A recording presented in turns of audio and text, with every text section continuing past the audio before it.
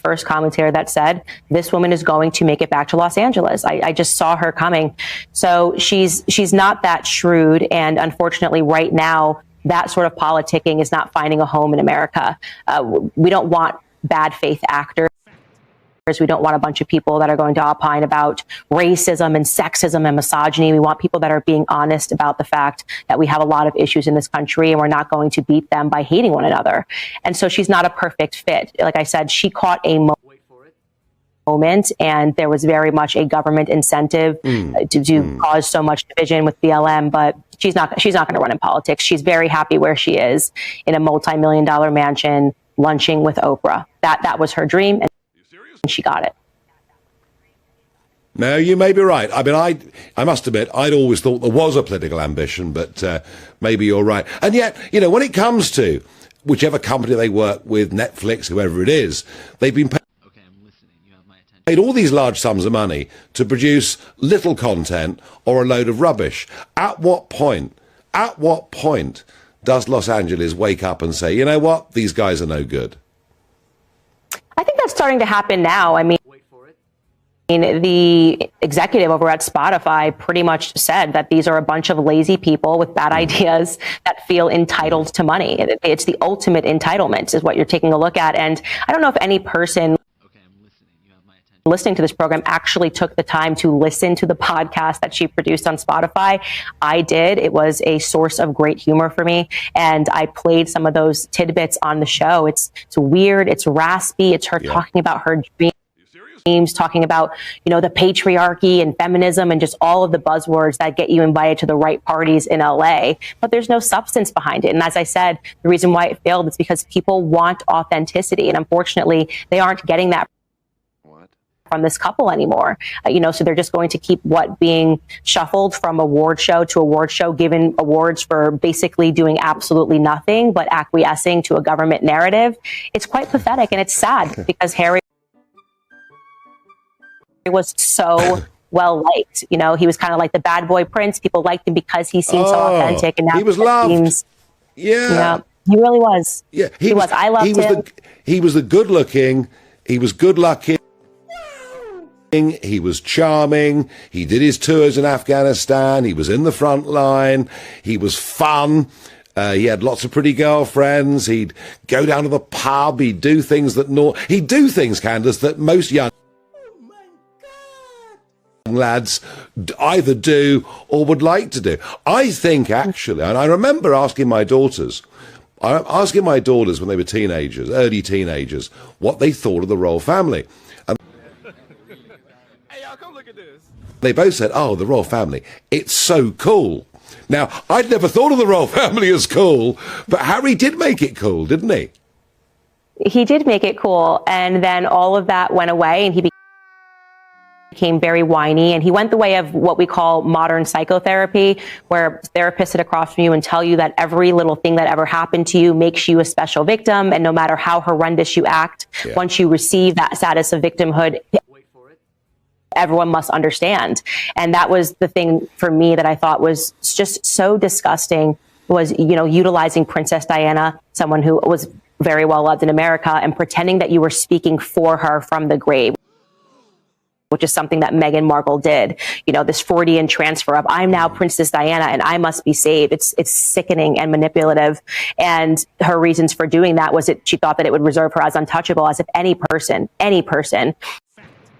with a brain believes that what Princess Diana would have wanted was for her two sons not to be speaking. What Princess Diana would have wanted was for her granddaughter, Charlotte, to be placed in a book for millions of dollars.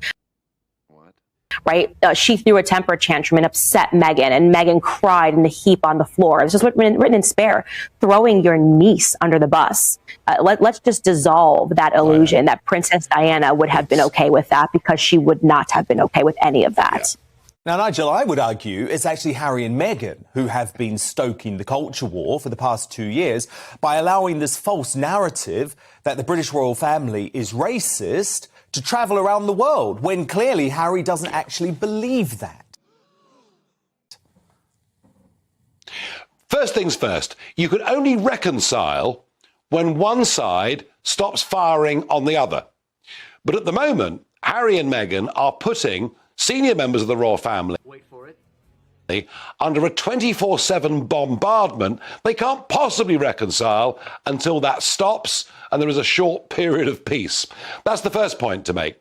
The second point to make, who the hell does he think he is? What is he, some sort of godlike, deified figure all over the world who can solve the world's problems? I reckon some therapist in Los Angeles told him that, and he believes it, along with much, much wait for it, else. They are the ones deep, deep into the culture war. Just have a look at that Netflix documentary. Have a look at what they said about a whole range of political issues. They're the ones not prepared to compromise. I'm pleased at least they've taken away the slur of racism against the royal family, but not until huge global damage was done. And look, I think the guy is a dim-witted druggie. I'm afraid that all the therapy he's gone through has proved to be a disaster. He's metamorphosized into a different human being. 10 years ago, his popularity rating was over 80%. Behind the Queen, he was one of the most popular royals of all time. It's now plunged to 25%. It will go down further. And, one day, when Meghan gets rid of him, that I really will fear for his future. But right now, I'm far more concerned about personal details, about his brother, his father, being put out to the world in the most disgraceful way. And the idea that Spinner Camilla, is somehow the Peter Mandelson of the royal operation, manipulating the global media against Meghan because she might be too popular. Dan, it's for the birds. I know. The saddest thing is he believes it's all true. Yeah, he does, because he's surrounded himself by yes men and by people who add to this world of delusion rather than actually sometimes giving him some necessary home truths. So, OK, Nigel, you're King Charles. What?